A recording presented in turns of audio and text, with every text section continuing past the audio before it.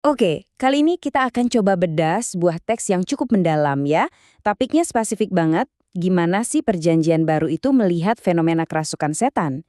Mungkin kedengarannya berat, tapi tenang aja, sumber yang kita pakai ini menyajikannya dengan sangat runut dan jelas.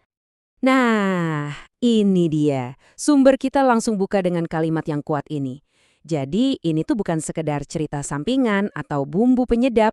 Buat para penulis perjanjian baru, pertarungan melawan kekuatan-kekuatan gaib itu adalah tema utama. Sebuah kenyataan yang, ya, nyata banget bagi mereka. Oke, ini dia peta jalan kita. Pertama, kita bakal lihat konteksnya, kenapa ini dianggap realitas zaman itu. Terus, bedanya apa sih kerasukan sama penyakit biasa? Lanjut, kita dalami 4 kasus yang paling menonjol. Dari situ, kita coba simpulkan sifat-sifat kerasukan itu kayak gimana. Dan terakhir, kita tutup dengan pertanyaan yang menarik. Apa orang Kristen bisa kebal? Oke, bagian pertama, realitas zaman itu. Penting banget buat kita paham kalau di dunia perjanjian baru, kerasukan setan itu bukan hal aneh atau mistis dari negeri dongeng gitu. Enggak, ini dianggap sebagai sebuah penderitaan yang real yang bisa menimpa siapapun. Dan teks sumber kita ini langsung menegaskan bahwa kerasukan setan adalah penderitaan yang dikenal luas pada masa itu. Ini jadi fondasi buat semua pembahasan kita ke depan. Terus seberapa sering sih ini dibicarakan? Sumber kita mencatat ada sekitar 50 kali penyebutan soal konflik dengan kekuatan setan. Dan itu baru di kitab Injil aja. 50 kali. Itu nunjukin betapa sentralnya tema ini. Nah, dari sini kan langsung muncul pertanyaan ya. Kalau ini dianggap begitu nyata, gimana dong cara mereka bedain antara orang yang katakanlah sakit biasa dengan orang yang mereka yakini lagi kerasukan? Pertanyaan yang logis banget kan? Apalagi di zaman itu pemahaman medis kan beda ya. Apa sih yang bikin seseorang ngelihat orang kejang-kejang terus bilang, wah ini bukan penyakit, ini roh jahat. Nah, teks kita menyoroti beberapa kriteria pembedanya. Disinilah perbedaannya jadi jelas banget, coba kita lihat. Di kolom kiri, ada penyakit biasa, gejalanya ya fisik kayak demam, kusta, dan sebagainya. Tapi lihat yang di kanan, untuk kerasukan gejalanya tuh di luar penjelasan biasa. Ada kekuatan super, muncul kepribadian baru yang seolah menginvasi orang itu, pengetahuan paranormal, sampai perilaku yang merusak diri sendiri. Dan ternyata bukan cuma itu, ada 2 tanda kunci lain menurut sumber ini. Pertama, seringkali ada pengakuan dari dalam diri orang itu, seolah ada suara lain yang ngomong. Kedua, dan ini menarik, setelah serangannya selesai, orang yang bersangkutan seringkali nggak inget apa-apa. Amnesia total tentang apa yang baru aja terjadi. Oke, sekarang teorinya udah. Yuk kita lihat gimana ciri-ciri ini kelihatan dalam beberapa kasus nyata yang dicatat di Perjanjian Baru.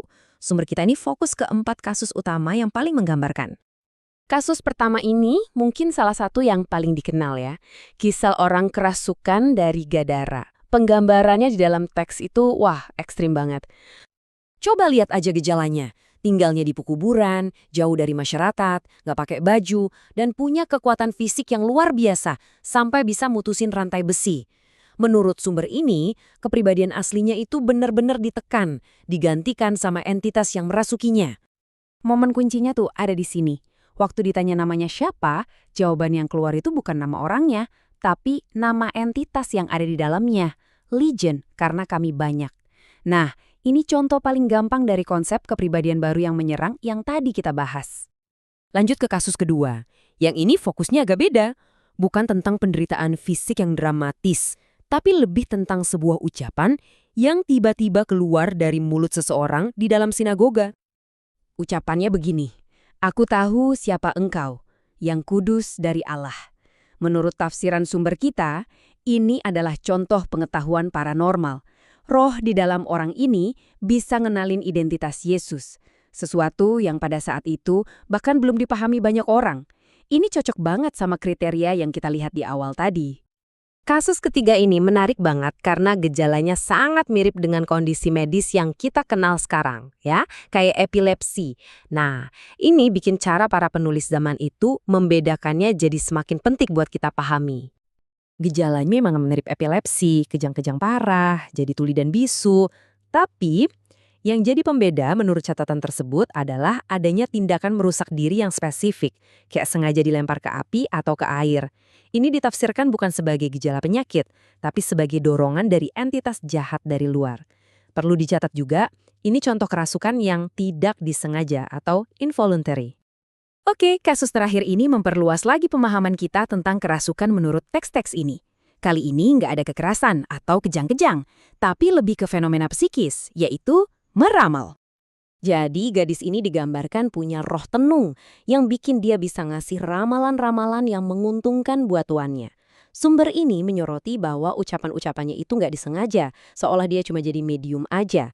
Ini nunjukin manifestasi kerasukan yang beda lagi, yang lebih terkait sama kemampuan paranormal.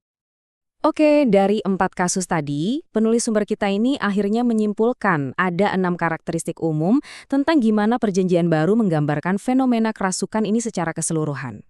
Jadi rangkumannya gini, pertama, kerasukan itu bisa terjadi secara sukarela ataupun tidak.